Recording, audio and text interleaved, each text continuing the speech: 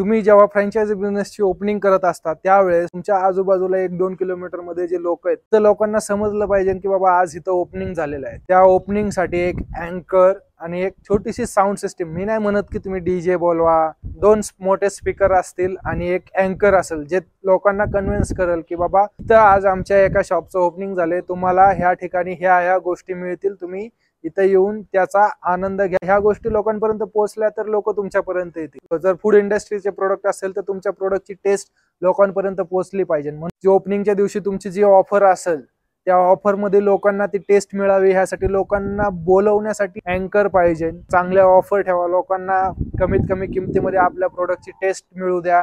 असं ऑफर ठेवा की तुमच्या लोक तुमच्याशी कनेक्ट राहिले पाहिजे। म्हणजे पहिल्या दिवशी जी ऑफर ठेवली तुम्ही 50% ऑफ, तर दुसऱ्या दिवशी 30% ऑफ, अशा ऑफर कनेक्ट करा। म्हणजे जी माणसं पहिल्या दिवशी आलती त्यांना दुसऱ्या दिवशी अजून एक काहीतरी ऑफर, म्हणजे पहिल्या आठवडाभरामध्ये लोक तुमच्याशी कनेक्ट राहतील। जसं मूलचंद मध्ये तुम्हाला शॉपिंग केल्यानंतर तुम्हाला क्रेडिट मिळतात, त्यामुळे काय होतं की लोक ते गुंतून राहतात तुमच्यासह। तुमच्या हॉटेलमध्ये जर तुम्ही अशी सिस्टीम रन केली की पहिल्या टाइमला आलेल्या फॅमिलीला जर दुसऱ्या टाइम मध्ये तुम्ही 20% जास्त ऑफ देत असाल तर ते फॅमिली नेक्स्ट टाइम तुमच्याच हॉटेलला येणार, दुसरीकडे जाणारच नाही, कारण त्यांच्या माइंड मध्ये ती गोष्ट फिट झालेली असते की आपल्याला नेक्स्ट टाइम इथं भेटणार। पण मेन गोष्ट काय, तुम्ही तुमची क्वालिटी सोडली नाही पाहिजे। धन्यवाद।